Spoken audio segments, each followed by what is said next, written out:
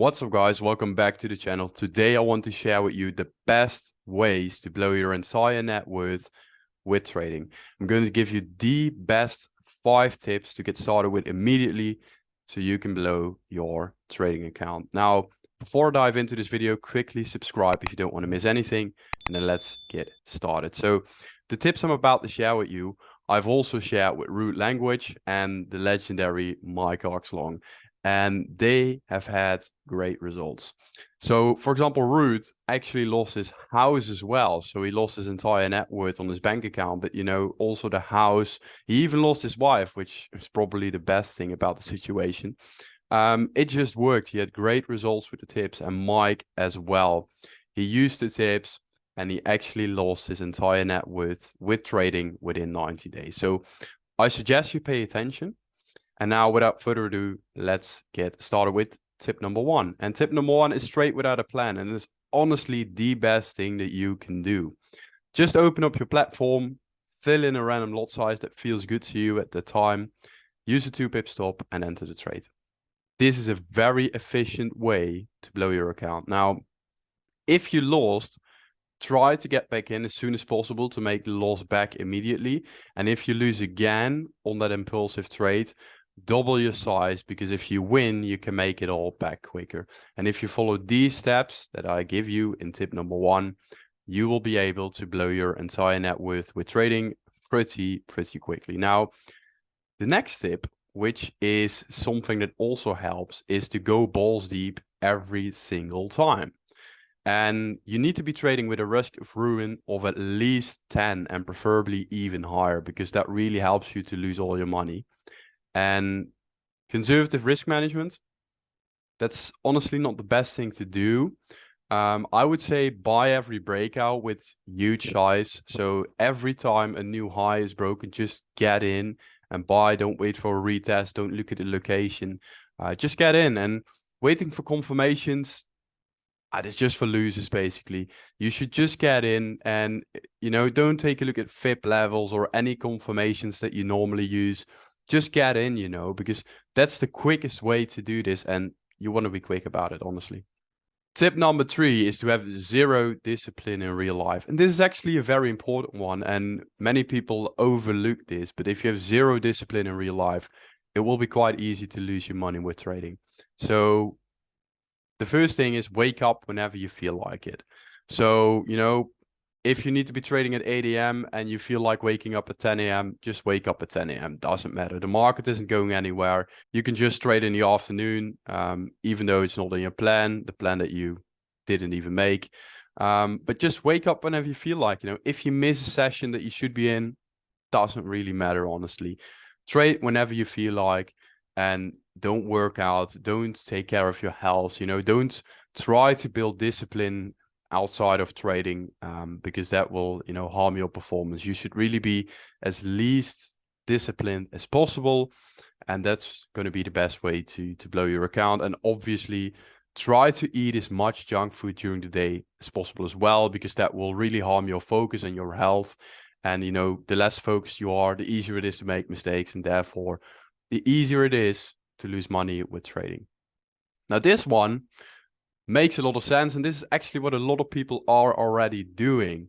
So this is, quite a common thing that most people do and why they lose money. And I do recommend it, and this is what Root and Mike used as well, and they had great results from this. So the Instagram account with the most amount of followers is probably the best trader I can learn from. That's a mindset you should have, and I really want you to think about this deeply. Put it into the back of your mind, and when you're scrolling on Instagram for hours and hours a day, which is also a great tip, you should do this as well. Search for the account with huge amount of following, and he needs to be selling at least 3 courses and 2 pics of Lamborghinis. Because if that's the case, then it's the best person that you can learn from to trade and then to lose your entire net worth. So do recommend this, but like I said, most people are already doing this. And also, if you find a 90-year-old kid trading with institutional candles, that's a huge accomplishment. So you should also listen to those people, because they obviously know what they're doing.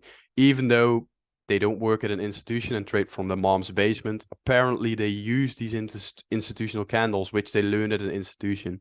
So, you know, that's very credible. And I would definitely recommend learning from them if you want to blow your account. Now, the last golden tip is to blame everyone but yourself. So it's everyone's fault, but you did everything correctly and you can't be blamed. So, for example, this fucking broker, he fucked me over again. It was not my fault. I'm trading with an offshore broker somewhere in the Bahamas, no regulation whatsoever.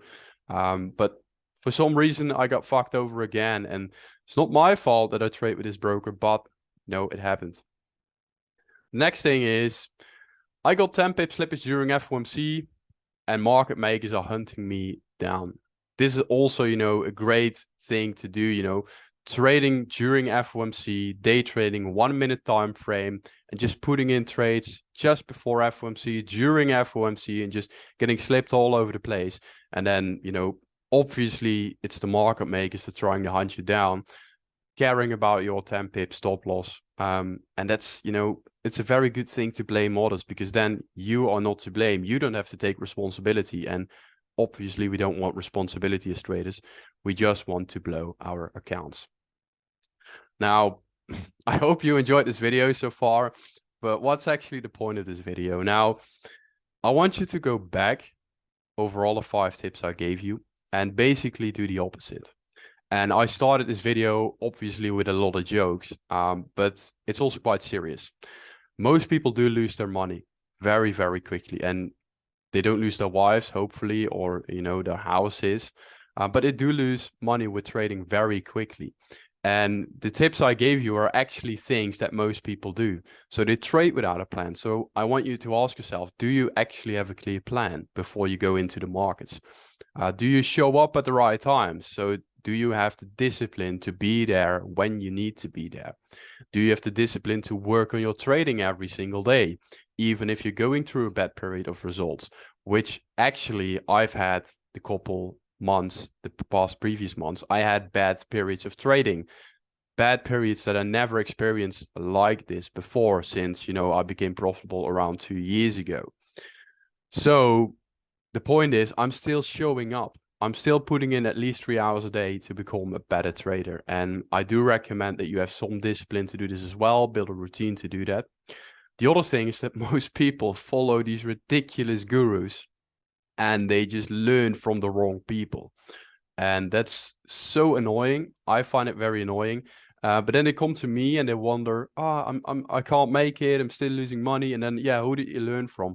Oh, this is 20-year-old kid on Instagram who trades institutionally.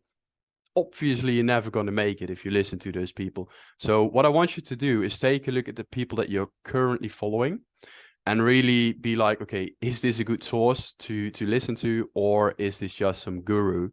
And if it's just a guru, please just unfollow it, block it, whatever it is, get rid of it, because there are only a few sources out there that are really good that you can learn from. I like to think I'm one of those, but really take a look at who you learn from.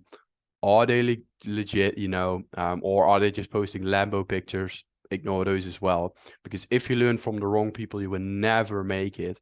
You need to be learning from the right people, and that really, really helps. The other thing I want to talk about is, you know, quickly, the risk of ruin. And I said it before, but the risk of ruin is basically the odds of you blowing your account. And you want to risk, you know, a risk of ruin of 0, theoretically, because you can never be sure, as it's the markets, it's always uncertain, but you need to think about it. And if you search for risk of ruin calculator, you can calculate this. But also from your back test, I want you to take a look at the maximum drawdown that you had in your back test. Now, I always recommend testing for 10 years. And then, you know, taking a look at the maximum drawdown the strategy had, and preferably an unoptimized test. So you start with an unoptimized test of the basic strategy before you optimize, obviously. But take a look at the maximum drawdown of your unoptimized edge. So for example, it might have been 30%.